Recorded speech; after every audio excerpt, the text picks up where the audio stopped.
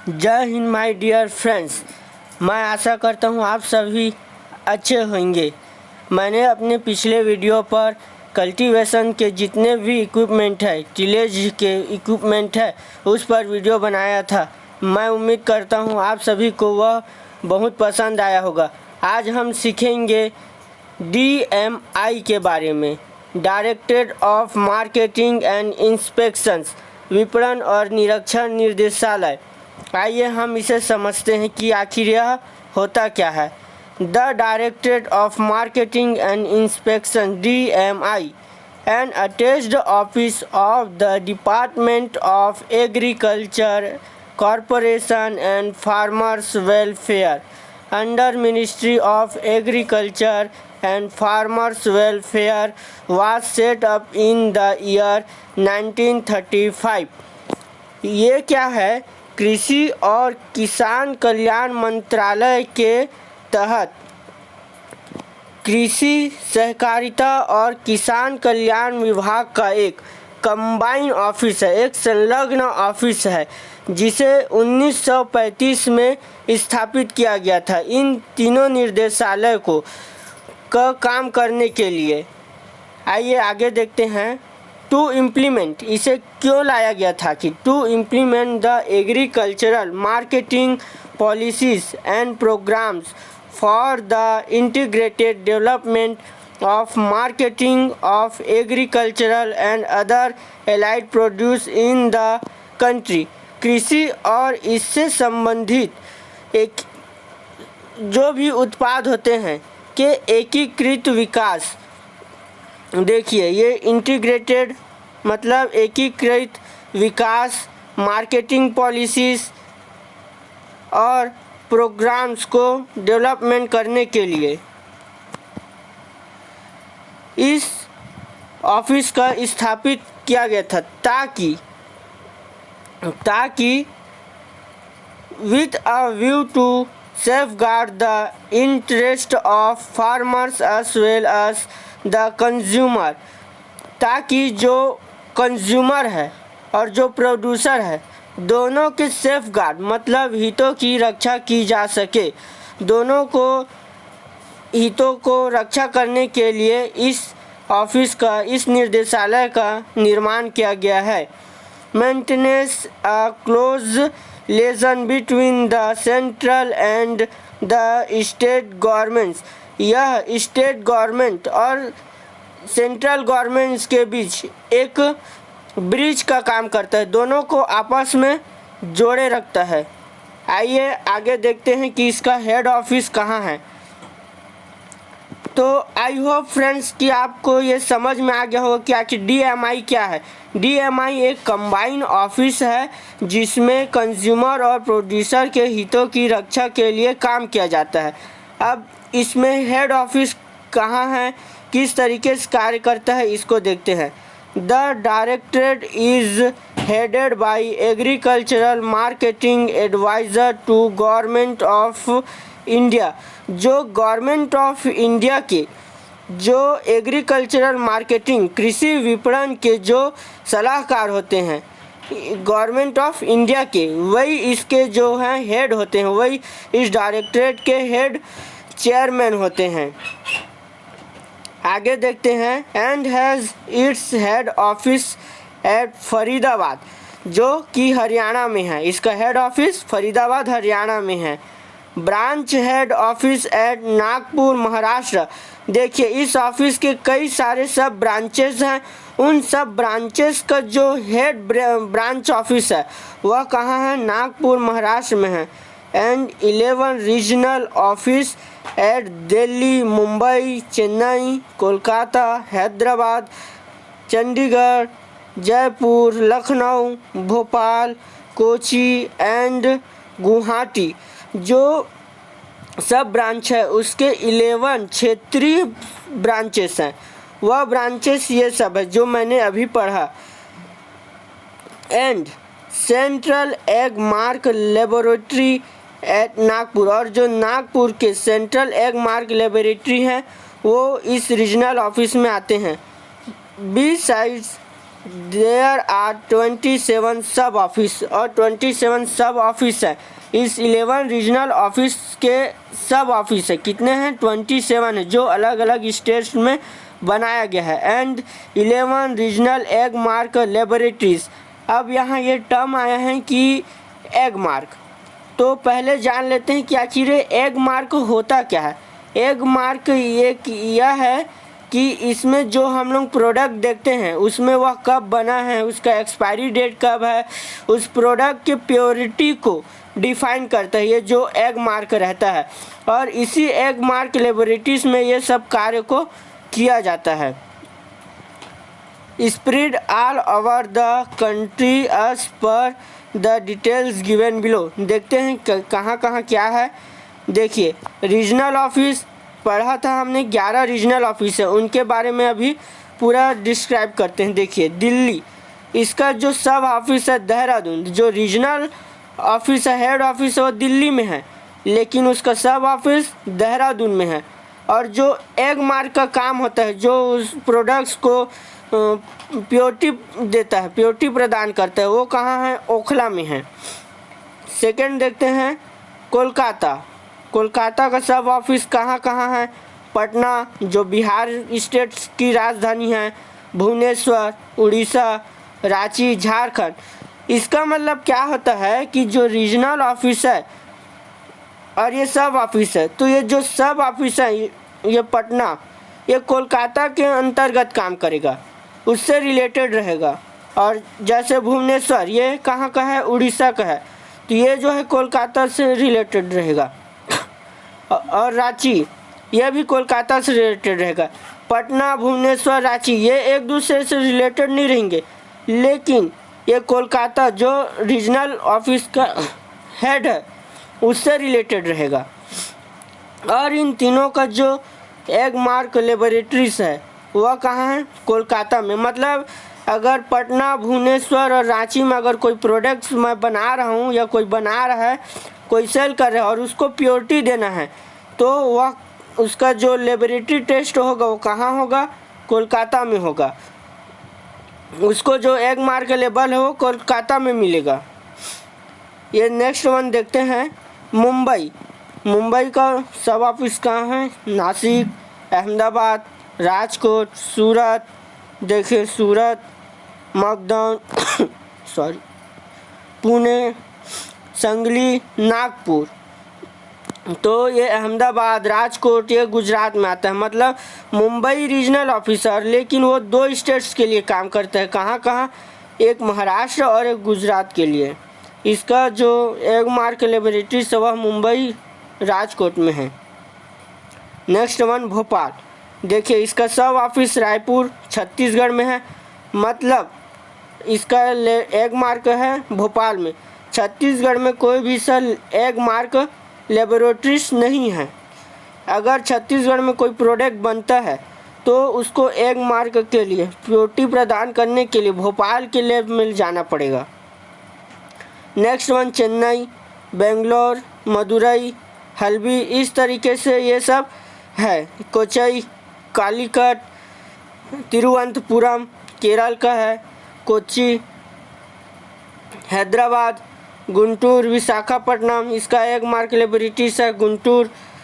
गुवाहाटी, इसका सब ऑफिस है शिलोंग में। देखिए, यहाँ एग मार्क का ऑफिस ही नहीं है। नेक्स्ट वन लखनऊ, कानपुर, वाराणसी, इसका जो एग मार्क है कानपुर।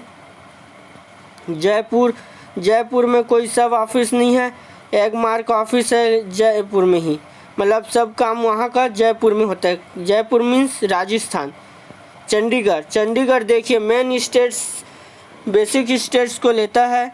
जम्मू, अमृतसर, अबोहर, शिमला, और इसका जो एग मार्क ऑफिस है वह अमृतसर में, नॉर्थ को लेता है ये चंडीगढ़। अब माय डियर फ्रेंड्स, अभी तक आपको यह समझ नहीं आया होगा कि आखिर ये DMI ऑफिस में जो बैठे हुए लोग हैं वो करते क्या हैं। तो इस चीज़ को हम पढ़ते हैं कि the main functions of the DMI are the following, कि वहाँ जो बैठे अधिकारी रहते हैं वो काम क्या करते हैं उस ऑफिस में जो कंबाइन ऑफिस बनाया गया है, देखते हैं। Rendering advice on regulation, development and management of agricultural policies, markets of the states, union territories. मतलब जो स्टेट्स हैं और जो यूनियन टेरिटोरियस है, केंद्र शासित प्रदेश है, के एग्रीकल्चर मार्केट, जो वहाँ के स्टेट्स और केंद्र शासित प्रदेश के एग्रीकल्चर मार्केट के लिए वो एडवाइस देते हैं। क्या एडवाइस देते हैं कि वे कैसे डेवलपमेंट कर सकते हैं, एंड मैनेजमेंट, कि अपने मार्केट को किस प्रकार से वो मैनेजमेंट कर सकते हैं, इस चीज़ का एडवाइस देता है DMI, किसको? स्टेट्स और केंद्र शासित प्रदेश को। नेक्स्ट देखते हैं, promotion of standardisation and grading of agricultural and allied produce under the agricultural produce grading and marketing act 1937। ये जो DMI है वह प्रमोट करता है, किस चीज़ का प्रमोट करता है? जो एग्रीकल्चर प्रोडक्ट्स हैं और उससे जो संबंधित एलाइड प्रोडक्ट्स हैं के स्टैंडर्डाइजेशन एंड ग्रेडिंग को वह प्रमोट करता है। अब समझते हैं ये स्टैंडर्डाइजेशन और ये ग्रेडिंग होता क्या है। एक एग्जांपल लेते हैं कि हम मार्केट गए हैं, उस मार्केट में टमाटर बेचा जा रहा है, टोमेटो का सेलिंग हो रहा है, तो एक 10 रुपये किलो मिलता है और एक 10 का 1.5 किलो मिलता है। तो हम प्राइस से ही उसके क्वालिटी को देख सकते हैं कि हाँ कुछ तो डिफरेंस होगा उसकी क्वालिटी में। फिर भी लोग क्या करेंगे, 10 के 1.5 किलो में उस टमाटर को खरीदेंगे। तो इससे प्रोड्यूसर को फ़ायदा तो हुआ क्योंकि उसका प्रोडक्ट जो है वो तो सेल हुआ, और एक जो दूसरा ग्रेड है 10 रुपये किलो में बिक ही रहा है। यही ग्रेडिंग है जो हमने ही उसका मानकीकरण करते हैं, उसको अलग अलग करते हैं, इसको ग्रेडिंग या स्टैंडर्डाइजेशंस कहते हैं। ओके, समझ में आ गया। अब नेक्स्ट देखते हैं, promotion and implementation of integrated scheme of agricultural marketing. यह प्रमोशन एंड इम्प्लीमेंटेशन मतलब उसको क्रियान्वयन में लाता है, किस चीज़ को? इंटीग्रेटेड स्कीम को यह प्रमोशन करता है और इम्प्लीमेशन में लाता है। कौन? DMI में जो बैठे अधिकारी हैं वो बोलते हैं कि एकीकृत खेती कीजिए। Development and implementation of agricultural marketing research and information network सब स्कीम। DMI के लोग बोलते हैं कि इम्प्लीमेशन और डेवलपमेंट करते हैं, किस चीज़ का? इंफॉर्मेशन नेटवर्क का, कि अधिक से अधिक किसानों मतलब प्रोड्यूसर जो प्रोडक्ट को प्रोड्यूस कर रहे हैं, फार्मर्स, और जो कंज्यूमर जो प्रोडक्ट्स को खरीद रहे हैं, उन दोनों को प्रोडक्ट्स के नेटवर्क के बारे में जानकारी होना चाहिए। इस चीज़ को वो डेवलपमेंट करते, वो क्रियान्वयन में लाते हैं। कौन? DMI के अधिकारी। नेक्स्ट वन देखते हैं, इम्प्लीमेंटेशन एग्रीकल्चरल मार्केटिंग इंफ्रास्ट्रक्चर सब स्कीम। ये क्रियान्वयन करते हैं, किस चीज़ का क्रियान्वयन करते हैं? जो एग्रीकल्चरल मार्केटिंग का इंफ्रास्ट्रक्चर रहता है उस स्कीम को ये क्रियान्वयन करते हैं। अब यहाँ एक टर्म आया है इंफ्रास्ट्रक्चर। आखिर यह इंफ्रास्ट्रक्चर होता क्या है, इस चीज़ को समझते हैं। देखिए, कई बार आपने नरेंद्र मोदी जी को या किसी को भाषण में सुनते देखा होगा कि इस प्रोग्राम से इस चीज़ का इंफ्रास्ट्रक्चर में वृद्धि होगा या फिर एग्रीकल्चर के इंफ्रास्ट्रक्चर में वृद्धि होगा। अभी रिसेंटली बजट में भी इंफ्रास्ट्रक्चर पर फंड दिया गया है। तो ये इंफ्रास्ट्रक्चर होता क्या है? इसका मतलब होता है मूलभूत सुविधाएं। अब एग्रीकल्चरल मार्केटिंग इंफ्रास्ट्रक्चर मतलब एग्रीकल्चरल मार्केटिंग को बढ़ाने के लिए जो भी मूलभूत सुविधाएं हैं, बुनियादी ढांचा है, उस चीज़ को इंफ्रास्ट्रक्चर बोलते हैं और उसी का इन लोग इम्प्लीमेंटेशन करते हैं। कौन? ये DMI के लोग रहते हैं, प्रमोट करते हैं। Next one, agricultural marketing reforms, ये कार्य भी करते हैं ये रिफॉर्म्स वगैरह का। Training and personal in agricultural marketing, ये ट्रेनिंग भी देते हैं, यदि कोई बिजनेस करना चाहता है तो उस चीज़ का ये ट्रेनिंग देते हैं। मार्केटिंग एक्सटेंशन मतलब विपणन प्रसार, अभी तक जितना मैंने बताया है प्रसार के बिना तो कुछ हो ही नहीं सकता। ओके माय डियर फ्रेंड्स, ये सब तो एक किताबी भाषा हुआ या फिर एक जानकारी हुआ। अब हम आपको एक वेबसाइट दिखाते हैं, उस वेबसाइट के ज़रिए आप इसे अच्छे से और समझ सकते हैं।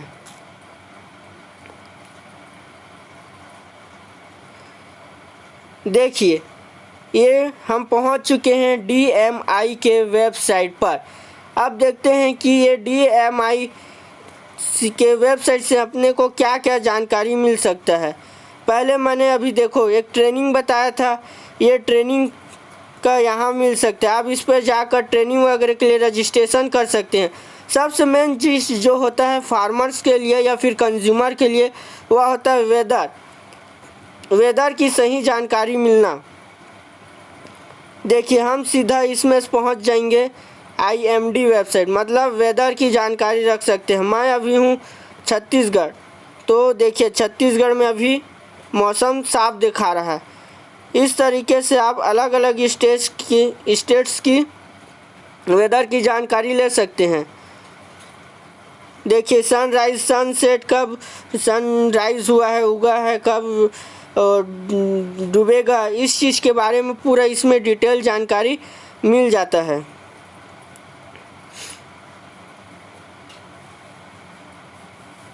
ये कुछ दिनों की जानकारी मिल जाता है, ये स्टेट्स की दिखा रहे हैं। आप किसी भी अपने स्टेट्स के टच करके आप उसकी जानकारी ले सकते हैं।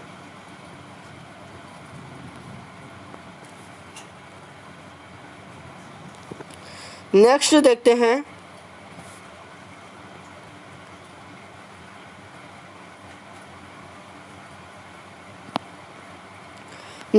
हैं, देखिए इसमें क्या होता है, जो स्कीम्स वगैरह है उसके भी पूरा इसमें डिटेल्स मिल जाते हैं। आप इस वेबसाइट का यूज करके पूरा डिटेल्स जान सकते हैं।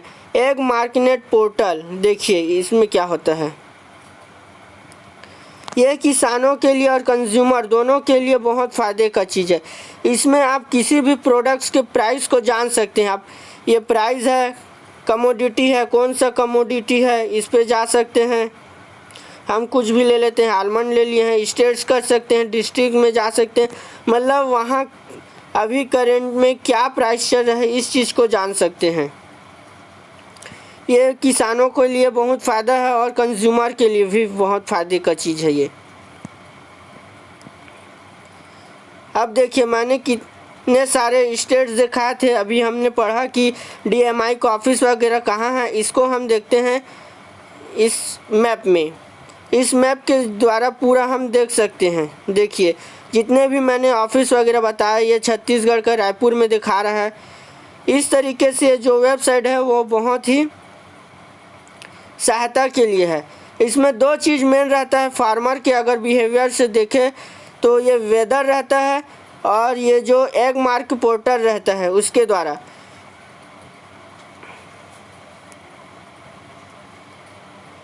अब कई नोनी बाबू मन बोली कि हमला तो अंग्रेजी नहीं आए, तो मैं उनका बता दूँ कि ये देखा एक कोंटा में जाना है और एक अन्य लैंग्वेज है वो माँ हिंदी है। ओके, इस हिंदी पे टच करेंगे और ये हम सब हिंदी में जान सकते हैं। ओके नोनी बाबू मन, okay my dear friends, I hope you all understand. आप सबको मज़ा आया होगा। अब हम अपने नेक्स्ट वीडियो पर आखिर ये जो हवा चलती है उसका निर्माण कैसे होता है, हवा कैसे बनता है, इस चीज़ को देखेंगे।